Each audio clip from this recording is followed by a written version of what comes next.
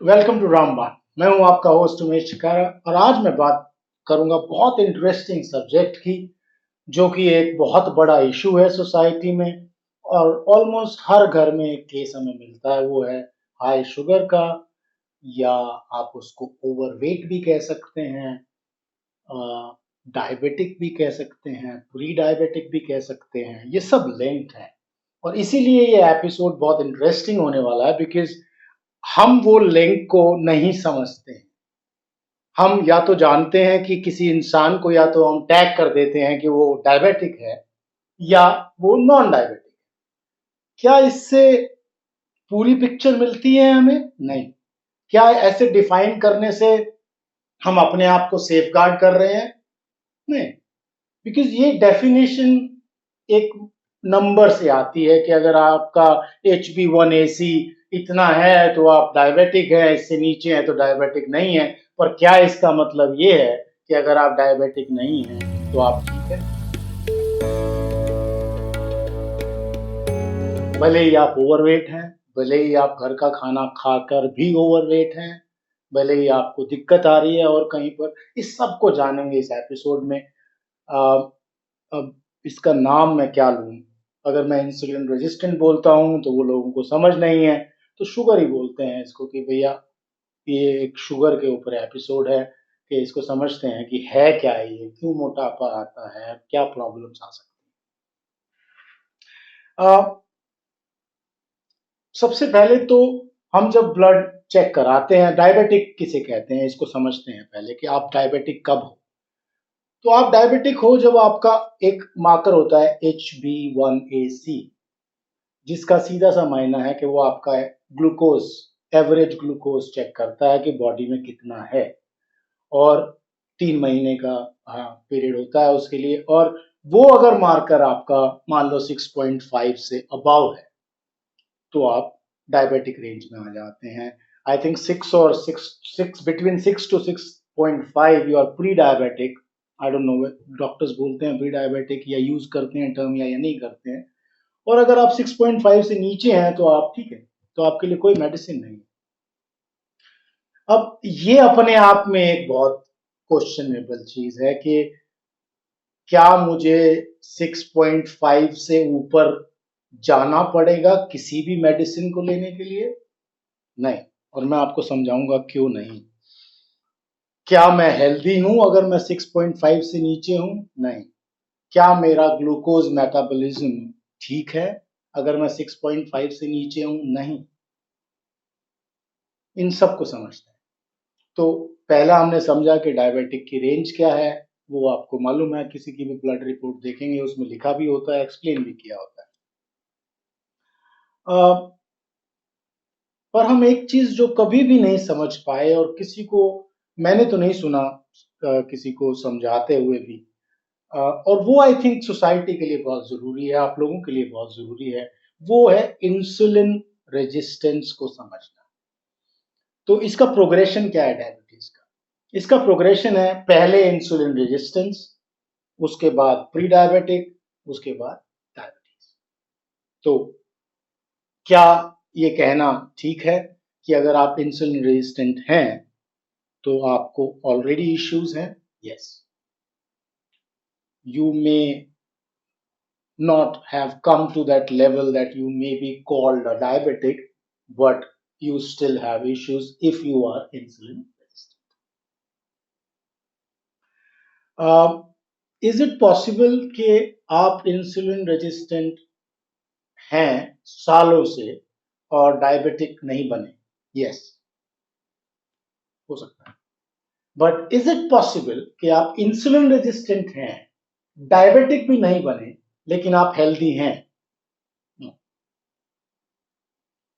ये पॉसिबल नहीं। अगर आप इंसुलिन रेजिस्टेंट हैं तो वो कहीं ना कहीं आपको दिखता है, ब्लड मार्कर्स में दिखता है। अब चूंकि वो एक एक हिसाब से आपको होलिस्टिकली देखना है कि मेरा कोलेस्ट्रॉल किधर है, मेरा लीवर का क्या हाल है, मेरे वेट का क्या है, मेरी मसल कितना है, लीन मसल मास कितना है, तो उसको अगर आप होलिस्टिकली देखोगे तो आपको समझ में आएगा कि being insulin resistant is, it's a chronic disease, it is a disease. And we should not take it casually. तो इस एपिसोड का मेरा ये एक उद्देश्य है कि मैं आपको वो समझ दे पाऊं। आगे बढ़ते हैं। क्या क्या साइंस है इंसुलिन रेजिस्टेंट के? सबसे पहले तो ये समझते हैं कि क्या आपको इंसुलिन रेजिस्टेंस है, तो उसके क्या साइंस हैं, और फिर मैं समझाऊंगा कि इंसुलिन रेजिस्टेंस है क्या। एक्सक्यूज मी, साइंस क्या है? साइंस है आपका कोलेस्ट्रॉल पैनल के अंदर हाई ट्राइग्लिसराइड्स होना। हाई ट्राइग्लिसराइड्स कैसे पता लगे हाई है? वो रिपोर्ट में भी लिखा होता है जनरली 70-80 तक, ठीक है, लेकिन आप देखोगे कि एवरेज 130, 140, 160, 170, 200, 200 प्लस ऐसे टीजीज रहते हैं लोगों के। तो जिनके टीजीज हाई हैं, क्या वो इंसुलिन रेजिस्टेंट हैं? Possibly yes, in all livelihood.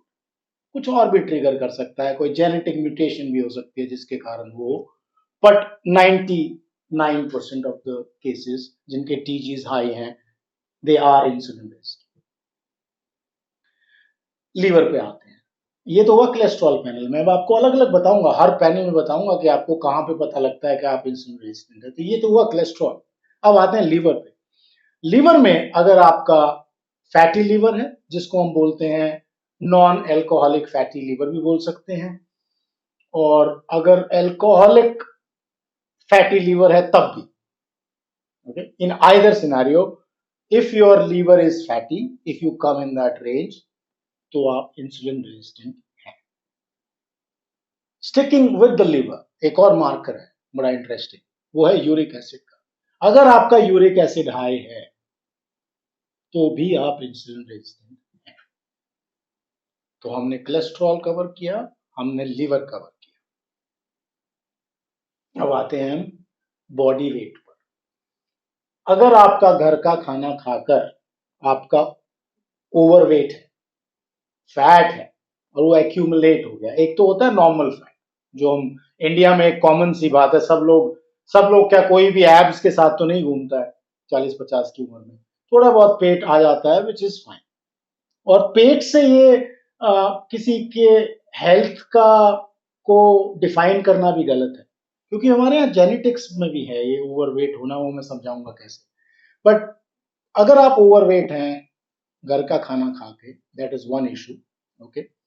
But अगर आप उस फैट को कम नहीं कर पा रहे हैं, besides you exercising, you taking proper nutrition, you taking care of all other aspects vis-a-vis health, which is sleep, for example, you are sleeping well, you are sleeping on time, waking up on time, you are going for a walk, exercising, you're doing all those things that are necessary to keep yourself healthy, और उसके उसके करने के बावजूद आप अपना अगर fat कम नहीं कर पा रहे हैं, तो आप इंसुलिन रेजिस्टेंट हैं। तो ये आया आपका बॉडी के ऊपर। अब आते हैं मसल पे, लास्ट, वेरी इंटरेस्टिंग। अगर आप अपना मसल्स देखेंगे और मसल्स में अगर आप टच करके देखेंगे, तो आपको फील होगा कि आपका ये मसल मास है या फैट है। जैसे क्या एग्जांपल दूं? नॉन वेजिटेरियन के केस में तो बहुत सारे एग्जांपल्स हैं।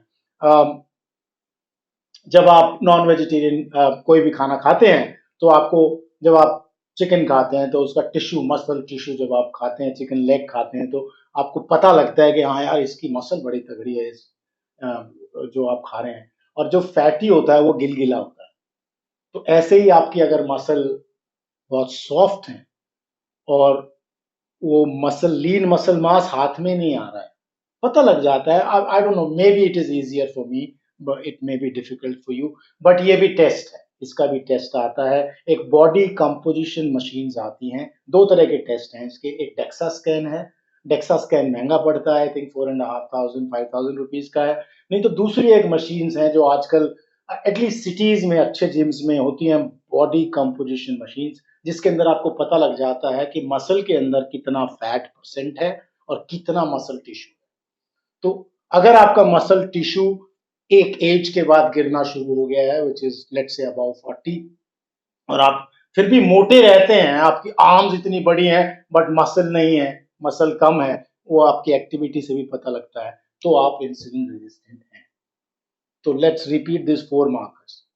कोलेस्ट्रॉल पैनल में हाई ट्राइग्लिसराइड होना, लीवर के अंदर फैटी लीवर होना या हाई यूरिक एसिड होना, तीसरा बॉडी कंपोजिशन में हैवी ओवरवेट होना, ज्यादा फैट होना, और चौथा है आपका लीन मसल मास कम होना। अगर ये चारों साइंस हैं और आप चारों से अगर जूझ रहे हैं या किसी एक से भी इनमें अगर आप टिक करते हो तो आप इंसुलिन रेजिस्टेंट हैं। Now comes the next question कि आप अगर इंसुलिन रेजिस्टेंट हैं तो इसका मतलब ये है कि क्या आपको कोई डिजीज है। इसको क्रॉनिक डिजीज बोल सकते हैं हम, एक्यूट तो नहीं है, क्योंकि एक्यूट का माने होता है कि कुछ हुआ, बीमार हो गया आप, तो टेम्परेचर हाई हो गया, वो एक्यूट है। और ये शुगर, कैंसर और ये सब जो प्रॉब्लम्स क्रॉनिक डिजीजेज हैं, ये over a period of time बनती है।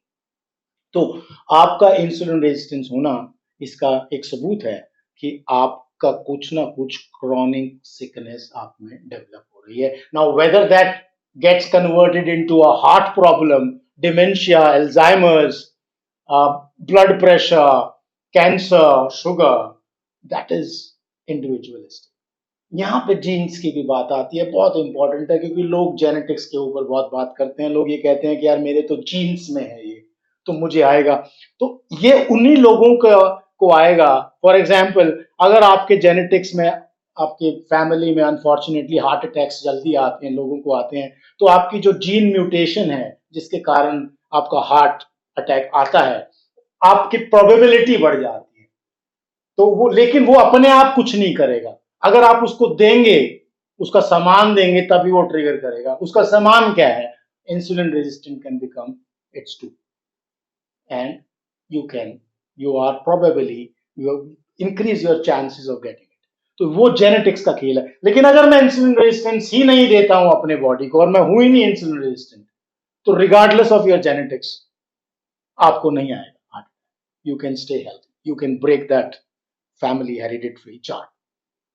तो ये जीन्स की बात थी छोटी सी। अब कौन सी क्रॉनिक एलिमेंट आएगी ये कहना बहुत मुश्किल होता है। लाइक आई सेड, इंडिविजुअलिस्टिक है और बहुत सारे फैक्टर्स कॉम्प्रोमाइज होते हैं, तब जाके आपको कोई क्रॉनिक एलिमेंट आती है। तो I hope I have made sense to you until now, because ये एस्पेक्ट समझना बहुत जरूरी है। रिगार्डलेस ऑफ आप पॉडकास्ट सुनते हो, आप पढ़े लिखे हो, कम पढ़े लिखे हो, आपको सब्जेक्ट में इंटरेस्ट है नहीं है, डजंट मैटर। अगर आपको ये चीजें समझ में आ गई तो I promise you that you will do something to improve your health. तो आगे बढ़ने से पहले I just wanted to make sure कि ये आपको इतना समझ में आया, और नहीं आया है तो kindly go back and listen to it again before we move. Thank you. चलिए आगे बढ़ते हैं। अब हम एक एक सब्जेक्ट को लेते हैं कि अगर आप इंसुलिन रेजिस्टेंट हो, और मैं अब वो केसेस ले रहा हूं जो डायबिटिक नहीं है, और अगर आप डायबिटिक हो तो भी आपके ऊपर अप्लाई होता है ये सब चीज, ठीक है। तो it applies basically on everyone, जिसके भी नंबर इनमें से कोई भी हाई है कहीं पर भी, और या आप डायबिटिक हो। नंबर 1, हाई टीजीज क्यों होते हैं, ट्राइग्लिसराइड्स क्यों होते हैं कोलेस्ट्रॉल पैनल में। अब या उससे पहले समझते हैं इंसुलिन रेजिस्टेंस क्या है। इंसुलिन रेजिस्टेंस का माने होता है कि भाई आपने जब खाना खाया तो आपका जो कार्ब्स खाया आपने, वो ग्लूकोज में कन्वर्ट हुआ। अब उस ग्लूकोज को सबसे ज्यादा हैवी कंजम्पशन कहाँ है खाने की, एनर्जी के लिए, हमारी मसल। तो we have 600 plus muscles in the body, क्योंकि मसल चलाती है, राइट। सो मसल है, ऑर्गन है, बस ये चल रहा है। तो आप समझिए कि मसल का जो कंजम्पशन है ग्लूकोज का सबसे ज्यादा है, क्योंकि 600 प्लस मसल्स, आप कुछ भी कर रहे हैं मसल के थ्रू कर रहे हैं। आप बोल रहा हूं मैं, तब भी मेरे माउथ की मसल्स चल रही है, यू कैन अंडरस्टैंड। चू कर रहा हूं तो भी मसल्स चल रही है। So everything is muscular. तो इसको समझिए, ये कोई बॉडी वाला काम नहीं है, ये नॉर्मल मसल की कंजम्पशन है। तो अब सबसे ज्यादा अपटेक ग्लूकोज का कहाँ है, मसल के अंदर। अब क्या होता है कि मसल के अंदर ग्लूकोज डायरेक्टली नहीं जा सकता, अनफॉर्चुनेटली। उसको क्या चाहिए, उसको इंसुलिन चाहिए। इंसुलिन इज लाइक अ की। आप ये समझ लीजिए नॉन साइंटिफिक वे में, कि जैसे ही आपने खाया, बॉडी ने ग्लूकोज को सेंस किया, पेनक्रियाज ने, और उसने इंसुलिन रिलीज कर दी। अब जब इंसुलिन रिलीज हुई तो इंसुलिन ग्लूकोज के साथ साथ चलती है। अब इंसुलिन ने जाके मसल का ताला खोल दिया, उस मसल में आपके ग्लूकोज चला गया। ये होता है सिस्टम। रेजिस्टेंट का क्या मतलब है कि इंसुलिन रेजिस्टेंस कैसे आई और क्या मतलब है उसका, क्या मायने है इस कॉन्टेक्स्ट में। उसका मायना ये है कि जब इंसुलिन रिलीज हुई, इंसुलिन मसल पे आई, इंसुलिन ने लॉक खोला, खुला ही नहीं या कम खुला, तो आपका दरवाजा पूरा खुलने के बजाय इतना सा खुला, फिर रुक गया। तो अब क्या होगा, अब ग्लूकोज तो मसल के अंदर नहीं जा पा रहा है, कम जा पा रहा है।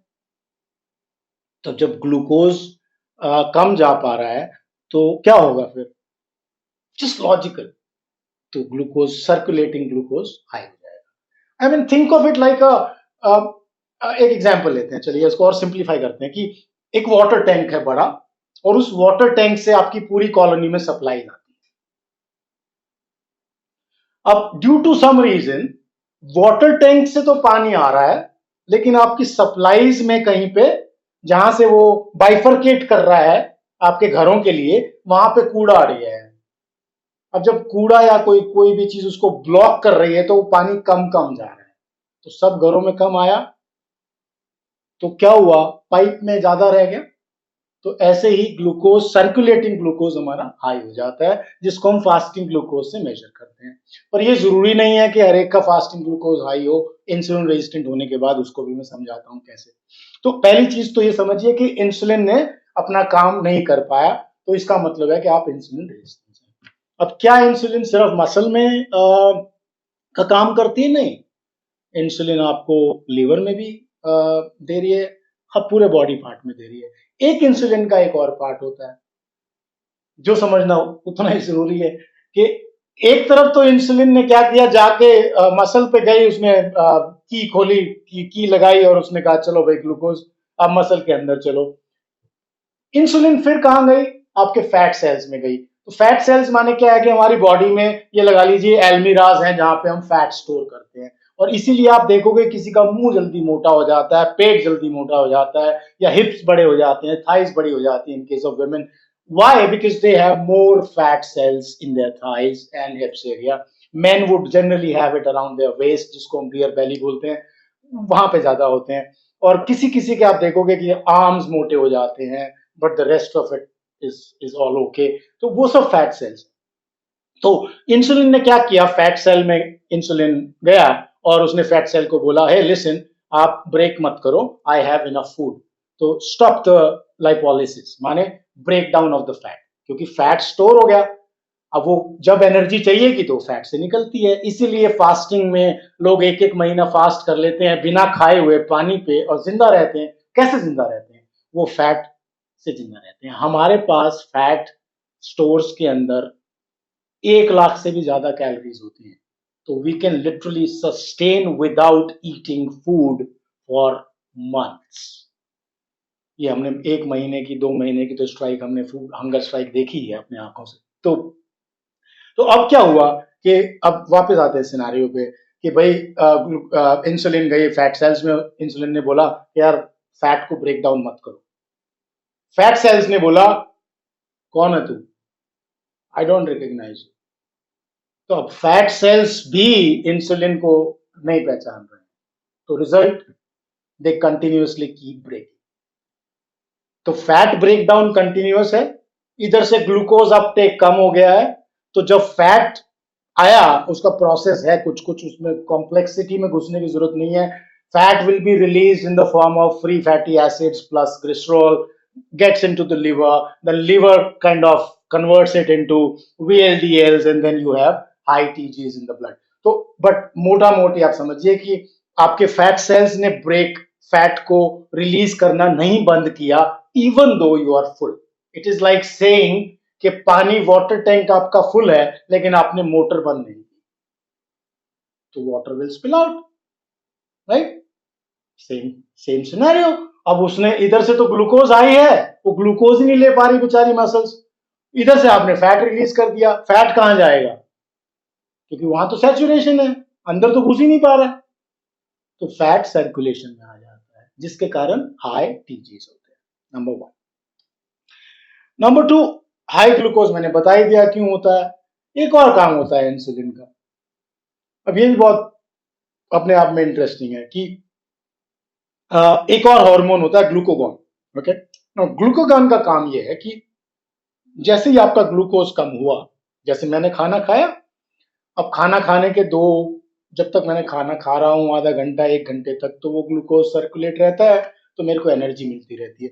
जैसे ही ग्लूकोज कम होता है तो मेरा लीवर ग्लूकोज प्रोड्यूस करना शुरू कर देता है। अब खाना नहीं खा रहा हूं मैं, अब मेरा लीवर सप्लाई कर रहा है ग्लूकोज, क्योंकि ब्रेन को तो हर समय ग्लूकोज चाहिए, तो मेरा लीवर सप्लाई कर रहा है। वो कैसे करता है कि आपने जब खाना खाया तो उसने हिंट दिया लीवर को, स्टॉप इट, तो एक हार्मोन है ग्लूकागॉन, वो रिलीज नहीं होता है, उसको दबा दिया जाता है। तो इसका मतलब ये हिंट होता है कि भाई मेरे पास बहुत ग्लूकोज है, लीवर को रिक्वेस्ट की जाती है, liver please stop the production of the glucose. Okay, now that is how it goes in real life, but in case of insulin resistance what happens, तो सिग्नल ये आता है कि भाई आप लीवर के पास कि आप अपनी प्रोडक्शन रोक लीजिए, हमें ग्लूकोज की जरूरत नहीं है। लेकिन लीवर नहीं रुकता है। वाई? बिकॉज एक और हार्मोन है ग्लूकागॉन, और वो उसकी क्वांटम बढ़ जाता है, उसका वो रिलीज तब होता है जब उसको इंस्ट्रक्शन देनी होती है लीवर को कि आप यू कंटिन्यू प्रोड्यूसिंग और you start producing glucose, because glucose कम हो गया है। तो एक तरफ तो ग्लूकोज हाई है, इंस्ट्रक्शन जारी है कि आप और रिलीज करो, तो आप समझ सकते हैं complexity. So this is called hepatic production of the glucose when it is being done at the liver. तो पहली चीज आपने फैट का देखा, आयरनी कि भाई फैट ब्रेक डाउन नहीं रुक रहा है, fat is continuously breaking down. Second irony कि आपका हेपेटिक प्रोडक्शन जो लीवर से प्रोडक्शन है वो भी नहीं रुक रहा है। So that is another glitch there. Now, when these two things are happening, while the muscle uptake of glucose is decreasing या is low, so you can understand the situation. Report में क्या आएगा? हाई टीजीज आएंगे या high glucose आएगा। दो चीजें हो गई कवर, हमने दो चीजें कवर की। अब आता है फैटी लीवर। अब जो आपने रिलीज किया फैट, तो फैट मैंने जैसे बताया कि जब आप फैट सेल से फैट रिलीज करते हो तो वो लीवर में आता है पहले।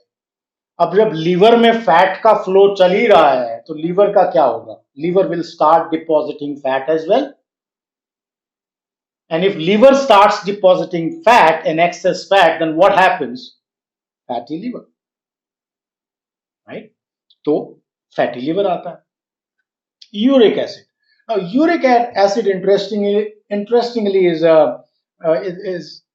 is very strange, because वो कुछ खानों से आता है। जैसे आप बहुत ज्यादा मीट खाते हैं, नॉन वेजिटेरियन खाते हैं, बहुत ज्यादा अल्कोहल खाते हैं, या बहुत सारी सब्जियां, या मतलब बहुत एक्सेस क्वांटम में खाते हैं, तो उस नॉर्मल जो आदमी खा रहा है उसका यूरिक एसिड का जो प्रोडक्शन है वो नॉर्मल रहता है, बट इस केस में यूरिक एसिड हाई हो जाता है।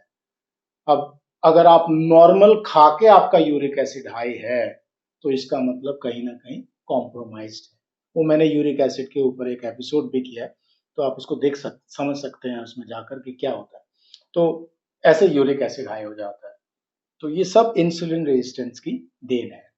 अब आते हैं मसल पे, या पहले वेट करते हैं, चलो वेट करते हैं कि भाई आप ओवर वेट क्यों रहते हैं नॉर्मल खाकर, अगर आप इंसुलिन रेजिस्टेंट है तो वो इसीलिए बिकॉज आप खा तो रहे हैं एक्स अपनी कैपेसिटी के हिसाब से, आप बर्न कर रहे हैं एक्स माइनस, क्योंकि वो अपटेक जो है मैंने बताया मसल्स में वो कम है ग्लूकोज का। तो अब मैं फॉर एग्जाम्पल एक वैसी एग्जाम्पल दे देता हूँ, एनालॉजी लगा लीजिए इसको कि मैं वर्कआउट करने जा रहा हूँ और मैंने 4 केले खाए और मैं वर्कआउट करने गया, बट 4 केले जब खाए मैंने, तो मैं जब वर्कआउट कर रहा हूँ उसका मैं जो यूज कर पा रहा हूँ सिर्फ 2 केले यूज कर पा रहा हूँ, बाकी 2 केले की जो कैलोरीज है वो मेरा फैट स्टोरेज में जा रही है। Why? Because my Uptake of glucose is low. Correct? It make sense. तो हो क्या रहा है कि हम सब लोग पेट भर के खाते हैं, ऑब्वियसली भूखा तो कोई नहीं रहता है, तो जो इवोल्यूशनरी हम सबकी डाइट इसलिए इंडिविजुअलिस्टिक है कि कोई आदमी 3 रोटी खाता है, कोई 2 खाता है, कोई 5 खाता है, क्योंकि हम सब इंडिविजुअल हैं। तो हम अपना पेट भर के खाते हैं, राइट?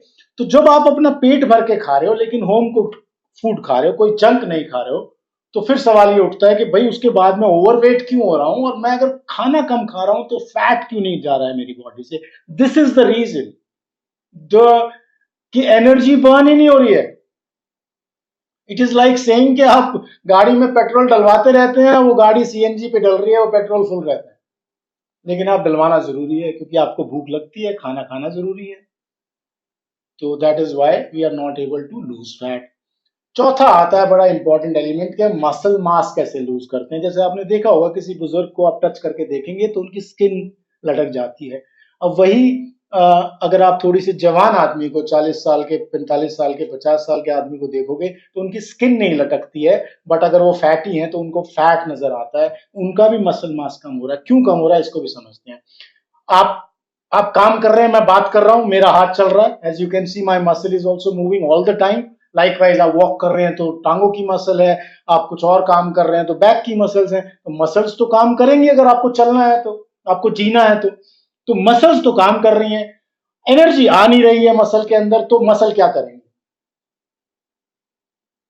मसल अपने अंदर से एनर्जी लेंगी। अंदर कौन सी एनर्जी है? मसल मास है, लीन मसल मास है। लीन मसल मास में क्या होता है? अमीनो एसिड्स होते हैं।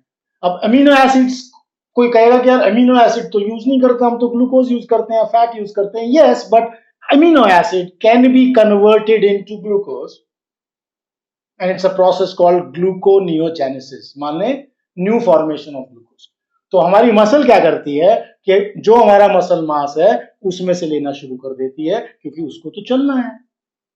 जैसे आपने अगर अन्ना हजारे जी का फास्टिंग हंगर स्ट्राइक देखी हो या याद हो, या कभी गूगल करेंगे तो आप देखेंगे कि वो एक एक्स अमाउंट पे आए थे, और जब वो उन्होंने हंगर स्ट्राइक खत्म की 30 दिन या पता नहीं कितने दिन के बाद, तो ये सब उनका ढीला हो गया था। तो क्या किया मसल्स ने अपने आप को ही खा लिया। So your muscle start chewing itself. वो अपने आप ही, क्योंकि बाहर से तो नहीं आ रहा है कुछ भी, उनके हंगर स्ट्राइक के केस में कुछ खा ही नहीं रहे हैं, सिर्फ फैट पे चलेंगे। तो खाली फैट पे नहीं चलता है मामला, क्योंकि कई बार आपको और एनर्जी चाहिए होती है। तो एक प्रोसेस है हमारा बॉडी का कि अगर आपको ग्लूकोज नहीं मिल रहा है, अगर आप खाना नहीं खा रहे हैं या कम खा रहे हैं, इसका मतलब तो कम खा रहे हैं ना। जब मसल को नहीं मिल रहा तो उसे तो नहीं समझ में आ रहा है कि बाहर घूम रहा है, मेरे पास तो नहीं आ रहा है, मुझे तो एनर्जी चाहिए, तो मैं कहां से लूंगा, मैं वहां से। इसीलिए आपका मसल ब्रेकडाउन होता है और लीन मसल मास कम होता जाता है एज वी एज और as we start getting insulin resistant. इसीलिए डायबिटिक लोग आपको थिन दिखेंगे, बिल्कुल उनके मसल्स बहुत वीक हो जाते हैं। That is the reason. Alright, now before I come to solutions part, medicine क्या करती है? एक तो medicine logical, again logic, let's apply logic. 3 problems है मेरे पास। पहली कि मसल के अंदर ग्लूकोज नहीं जा रहा है। दूसरी, मेरी लीवर जो प्रोडक्शन कर रहा है ग्लूकोज का वो नहीं रुक रहा है। तीसरा, मेरा फैट ब्रेकडाउन नहीं रुक रहा है। तो तीनों की मेडिसिन है। Depending on your report you can take a medicine. कि अगर आपका लीवर का फैटी है तो आप, इसका मतलब लीवर के अंदर बन रहा है, तो आप लीवर की दवाई लेते हैं जनरली। मेटफॉर्मिन जो एक बहुत फेमस डायबिटीज की दवाई है, ऑलमोस्ट फ्री है, वो काफी चीप है। तो वो उसका काम क्या है कि वो जो लीवर की ग्लूकोज की प्रोडक्शन है वो रोक देता है। तो उससे क्या होगा कि आपने ग्लूकोज खाया, वो ग्लूकोज कम कम गया मसल्स में, वो सर्कुलेट करता रहता है, लेकिन और ऐड नहीं हो रहा है। तो liver is not adding more glucose in the circulation, thereby controlling your glucose in the blood, and that is how you maintain your HbA1c या फास्टिंग ग्लूकोज, राइट? लाइकवाइज एक और मेडिसिन है जिससे लाइपोलिसिस रुक जाता है, माने fat breakdown रुक जाता है। ऐसे ही एक और मेडिसिन है जिससे इंसुलिन रेजिस्टेंस को भी फर्क पड़ता है, and it improves the glucose Uptake of I mean in the muscles. तो ऐसे मेडिसिन काम करती है। मैं उसमें उसमें नहीं घुसूंगा, वो डॉक्टर्स का काम है। तो ये जनरली मैं आपको ये समझाना चाहता था कि मेडिसिन कैसे काम करती है। अब आते हैं सोल्यूशंस पे। अब इसका सोल्यूशन बहुत इंडिविजुअलिस्टिक है, लेकिन फिर भी मैं कुछ जनरलाइज करने की कोशिश करता हूँ। सिंपल सा लॉजिक क्या है कि मैं अगर अपनी, इमेजिन करिए सिनेरियो, अगर मैं अपनी मसल को भूखा कर दूं, और इतना भूखा कर दूं कि जैसे एक छोटा बच्चा होता है ना, उसको जब भूख लगी होती है तो उसको आप कुछ भी दे दो, वो सब कुछ खा जाएगा, राइट? या 45 डिग्री टेम्परेचर में आपको प्यास लगी है, you are thirsty and you are dying to have water. और आपने कई बार नोट भी किया होगा कि इन्होंने किया होगा, स्पोर्ट्समैन, हम स्पोर्ट्स में रहे हैं तो हम तो मैंने बहुत नोटिस किया है कि उस समय पे अगर मुझे कोल्ड ड्रिंक भी मिल जाएगी तो I drink it like water and I finish it in a minute, less than a minute, even though it has a lot of gas and generally you cannot drink it straight up। तो लेकिन जब आपको प्यास लगी है तो आप खत्म कर देते हैं। ऐसे ही जब आपकी मसल्स हंग्री होंगी तो वो उस इंसुलिन रेजिस्टेंस के ऊपर भी इफेक्ट डालेंगी और वो अपटेक को, ग्लूकोज को बढ़ाएंगी। तो अब हंग्री मसल्स कैसे की जाए, उसका एक तरीका जो मैं अपने क्लाइंट्स के साथ अप्लाई करता हूं वो है फास्टिंग मोड में एक्सरसाइज करना। माने सुबह आपके ब्रेकफास्ट से पहले आपको एक्सरसाइज करना जरूरी है। आप वॉक करिए, सिर्फ वॉक से काम नहीं चलेगा। और ये भी एक सवाल आता है कि यार मैं तो वॉक भी करता हूं, फिर अब वॉक आप करते हैं लेकिन आपकी मसल्स हंग्री नहीं हो रही, तो आप क्या करेंगे? आप ब्रिस्क वॉक पे आइए, आप एक्सरसाइज करिए, आप स्टेयर्स करिए, आप उसको एग्जॉस्ट करिए। जब तक आप मसल्स को एग्जॉस्ट नहीं करेंगे, you are not making them hungrier. जो आदमी 2 टाइम खाना खा रहा है पूरे दिन में, 3 या 4 टाइम की बजाय, उसका शरीर भी तो बराबर चल रहा है, वो भी तो आपके साथ में काम कर रहा है, उसको क्यों नहीं भूख लगती है? Because our body gets adopted to whatever stimulus we are giving it, however much food we are giving it, our body adjusts to it। ये हमारा इवोल्यूशनरी मेथड है, जिस तरह से हम बने हैं। तो ऐसे ही अगर आप रोज वॉक करते हैं तो आपकी बॉडी यूज टू हो चुकी है, वो आपकी मसल्स को हंग्री नहीं कर रही है। You have to exhaust yourself, so start exhausting yourself. Preferably अगर एक्सरसाइज चेंज कर दे तो nothing like it. For example join a gym instead, अगर आप बहुत वॉक करते हैं, regardless of your age by the way. People say I am 60, I am 65, I am 70, तो जिम में क्या करें? अरे जिम में बहुत कुछ है करने को, ट्रेडमिल करोगे, साइकिलिंग करोगे, थोड़ा बहुत वेट्स करेंगे, अलग स्टिमुलस मिलेगा। आई I think it is my supposition and it has come to my practice as well with my clients कि आपका ग्लूकोज, फास्टिंग ग्लूकोज कम रहेगा। फास्टिंग ग्लूकोज एज इन आपका ग्लूकोज कम रहेगा, क्योंकि जैसे ही आप hungrier muscles को ग्लूकोज देंगे, they'll jump at it regardless of insulin resistance। that is one way of doing it। Second is के आपको जब स्नैकिंग टाइम है, 4-5 बजे का टाइम है, चाय के साथ बिस्किट और नमकीन बिल्कुल मत खाइए। That is actually not recommended for people like you. और उसके साथ में भी कुछ मत खाइए। अगर आपका चाय या कॉफी का टाइम आप पीजिए, लेकिन जब आप फ्रूट खाते हैं उसका भी एक टाइम होना चाहिए। खाने के साथ फ्रूट मत खाइए, आप फ्रूट 4 या 5 बजे लेके आइए, और उस फ्रूट खाने के एकदम बाद 15-20 मिनट बाद या खाते ही you should start walking and you should start your exercise regime। तो फ्रूट इस तरह से प्लेस करिए कि आपने फ्रूट खाया, क्या हुआ? सडन ग्लूकोज स्पाइक हुआ, राइट? मीठा है ना फ्रूट, फ्रुक्टोज है फ्रूट के अंदर। तो सडन जब ग्लूकोज स्पाइक हुआ तो अब उस ग्लूकोज स्पाइक को टिकाने भी तो लगाना है। ग्लूकोज तो आ गया, तो टिकाने कैसे लगाएंगे? Again by making your muscles हंग्रियर। अगर आप मसल्स को उस टाइम पे मूव करते हैं तो it will jump at the glucose and it will squeeze it out from the blood flow। तो आपका ग्लूकोज फिर मेंटेन रहेगा। तो इस तरह से आपको सोच बनानी पड़ेगी कि यार मैं क्या खा रहा हूं किस समय पे, और किस समय पे मुझे एनर्जी की जरूरत है, और कैसे मैं उस एनर्जी को एक तरह से इस तरह से यूज में ले सकता हूं कि मैं जब खा रहा हूं तो मेरे को सीधा लग रहा है जाके, या मेरे my muscles are hungry, right? So I hope this episode makes some sense to you, and please raise any questions that you may have in the comment section। I'd be happy to answer। but एक चीज समझ लीजिए, मुझे बहुत लोग बोलते हैं कि solutions एक बहुत individualistic subject है। It is not that I am trying to sell my clinic practice here। No। आप समझिए कि आपकी रिपोर्ट कुछ और है, आपका बॉडी कुछ और बोलती है, आपका वेट इशू है, फैट इशू है, कोई और इशू है, मे बी बायोमैकेनिक्स इशू है। अब मैं किसी को बता दूं कि आप भागिए और पता लगा आपका पैर ही उल्टा पड़ रहा है, नी इंजरी आ जाएगी, राइट? या आप खाना किसी और तरह से खाते हैं, कुछ और मिक्सचर है, बनाने का तरीका कुछ और है, तो ये बहुत इंडिविजुअलिस्टिक है। इसलिए सॉल्यूशंस भी मैं जनरलाइज कर सकता हूं, मैं एक हार्डकोर आपको पॉइंट वाइज सॉल्यूशन नहीं दे सकता, ये खाइए ये खाइए ये खाइए जैसे और एक्सपर्ट्स देते हैं। I don't think that is right, I don't think that applies to everybody, और इस केस में तो कोई ना कहीं और रिपरकशंस भी होते हैं। तो I hope you understand that point. Thank you very much, बने रहिए रामबान के साथ for new insights on NLP.